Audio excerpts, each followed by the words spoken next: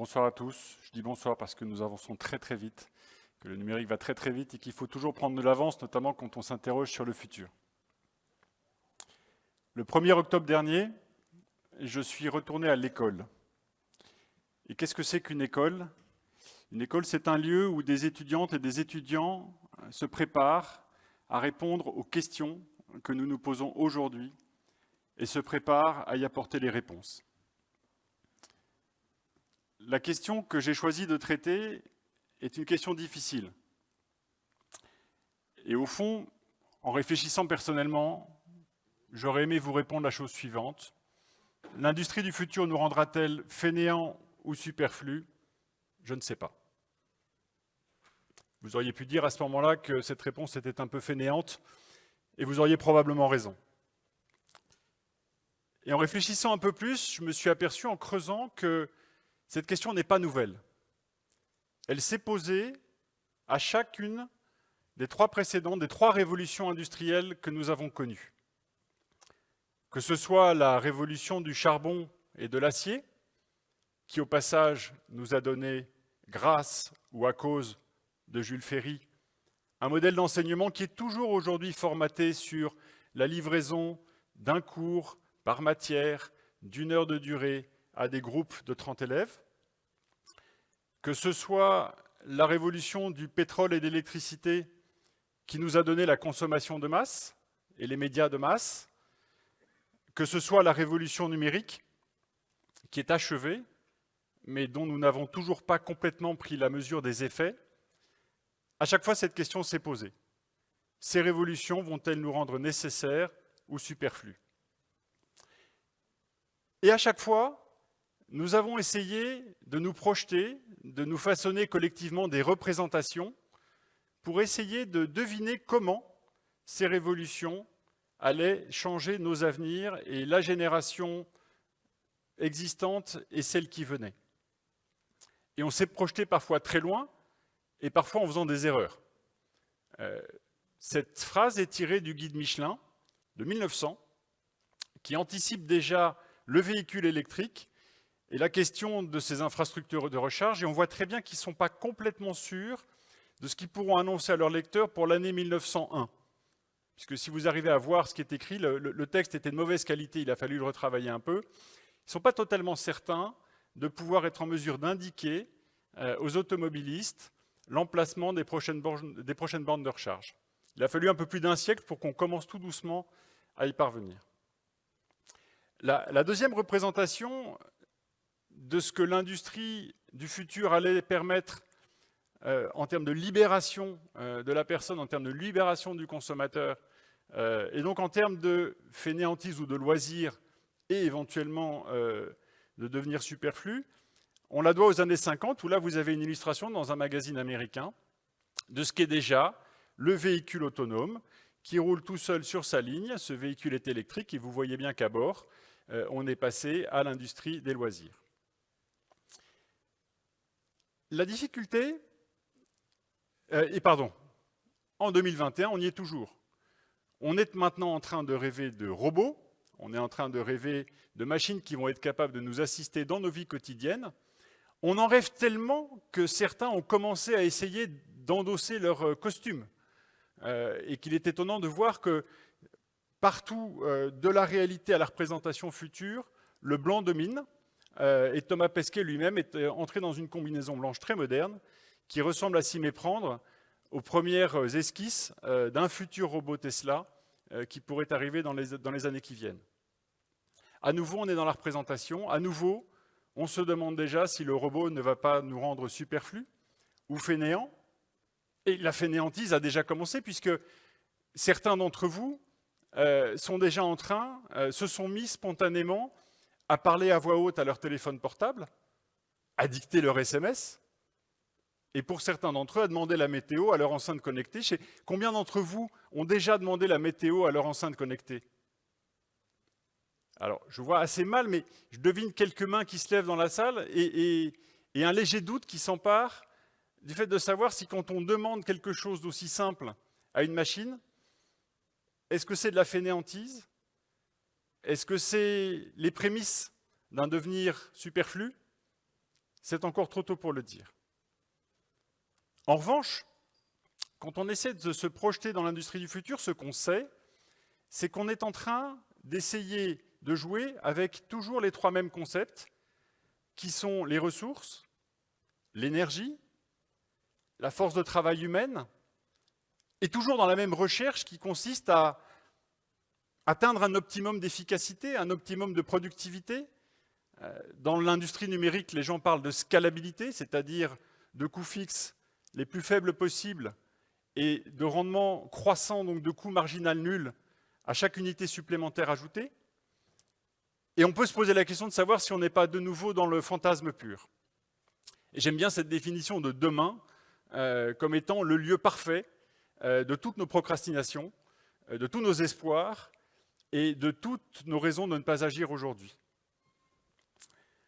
On a même formalisé ce sujet de l'industrie du futur, ce sujet du progrès, en utilisant des acronymes. Là, vous avez la tonne équivalent pétrole, qui est cette espèce de mesure universelle de l'énergie produite, avec laquelle on va pouvoir transformer la matière, avec laquelle on va pouvoir exécuter des services. Vous avez, en inversant l'ordre des lettres, un terme probablement le plus barbare qui existe dans la langue corporate française, qui est celui-ci. Parce que dans le terme équivalent temps plein ne figure même plus le mot humain, ne figure même plus le mot employé. De ce point de vue-là, on peut rendre grâce à nos amis anglo-saxons d'avoir encore cette notion de full-time employee.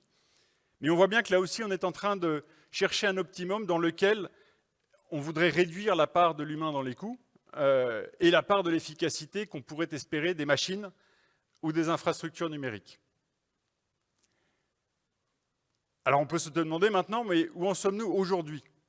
Où en sont ces rêves dans lesquels nous nous étions projetés, dans lesquels nous avions vu ces sources de productivité, ces sources de libération du temps disponible, ces sources de libération, d'émancipation des personnes, ces occasions innombrables de pouvoir jouer avec ses enfants, et pour les enfants de pouvoir jouer avec leurs parents parce qu'ils seraient plus disponibles. Et force est de constater que dans tous nos rêves, toutes nos projections, tous nos imaginaires, on a accouché de Twitter.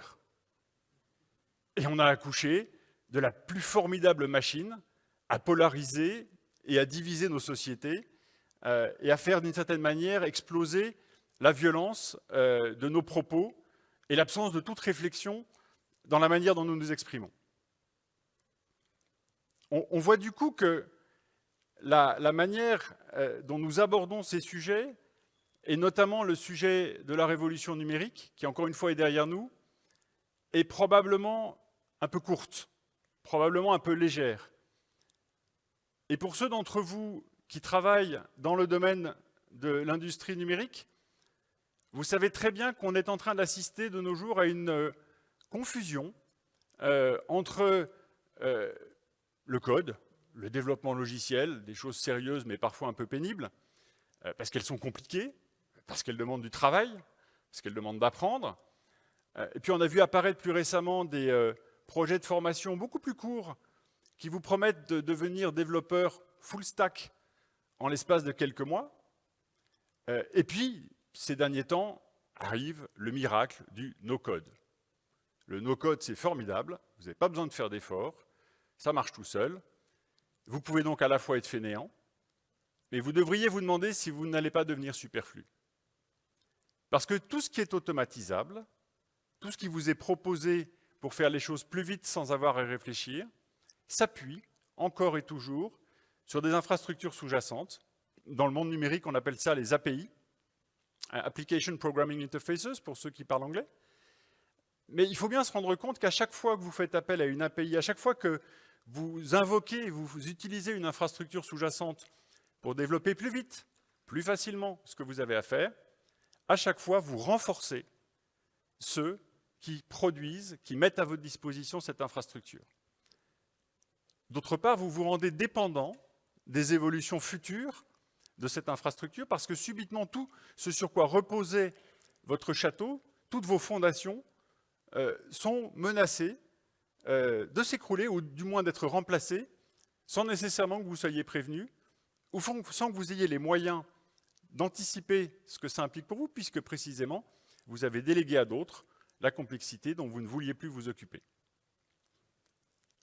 La question à ce moment-là qu'on peut se poser, c'est de savoir si c'est grave. Ça ne l'est pas nécessairement.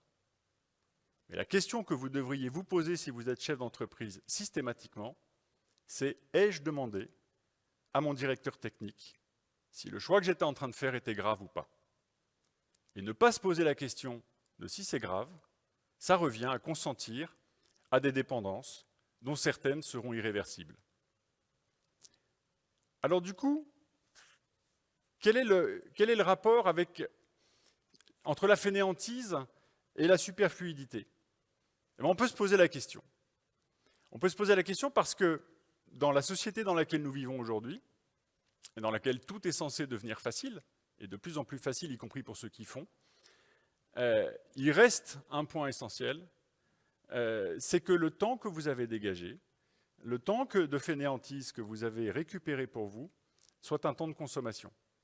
La question qu'on peut donc se poser, c'est un fainéant est-il un superflu qui s'ignore? Et la réponse qu'on espérerait tous, c'est oui, pourvu qu'il consomme. Est-ce que ça tient? Ça n'est pas sûr.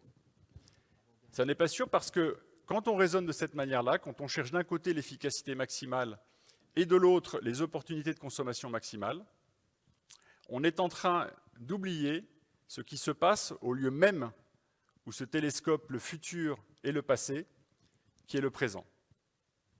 Dans le présent se condensent absolument tous les enjeux auxquels nous faisons face aujourd'hui. C'est le lieu de la présence, c'est le lieu de la présence à l'autre, et de manière très bizarre, c'est un lieu dans lequel il n'y a pas d'efficacité possible. Lorsque vous prenez soin de quelqu'un, lorsque vous prenez soin de votre grand-mère, vous êtes avec elle. Vous ne pouvez pas être avec deux personnes à la fois. Vous ne pouvez pas consoler deux personnes à la fois. Et j'oserais dire, pour ceux d'entre vous qui ont perdu un proche récemment, vous ne pouvez tenir la main d'un mourant qu'une main à la fois. Et pour moi, c'est l'enjeu fondamental de l'éducation des étudiantes et des étudiants qui vont faire ce monde de demain, qui vont construire notre futur, qui vont essayer de nous rendre plus libres sans nécessairement nous rendre totalement fainéants, qui vont éviter de nous rendre superflus parce que, comme vous l'avez pu le constater lors de cette pandémie dans laquelle nous sommes toujours, jamais le besoin de soignants, jamais le besoin d'aidants n'a été aussi criant. Et pour ça, il faut qu'on les forme, et pas uniquement au code, pas uniquement à l'infrastructure qui sous-tend le code, pas uniquement aux computer sciences, mais aussi aux enjeux auxquels vont s'appliquer tous ces domaines dans lesquels ces talents excellent. Parce qu'au fond, une école, qu'est-ce que c'est? C'est un lieu où vous accueillez des talents, et c'est un lieu dans lequel vous avez le devoir de les amplifier pour leur permettre à leur tour de construire ce monde dans lequel nous n'arrivons plus à nous projeter, mais qu'eux vont rendre possible, surtout s'il est nécessaire. Et c'est pourquoi, le 1er octobre dernier, je suis retourné à l'école.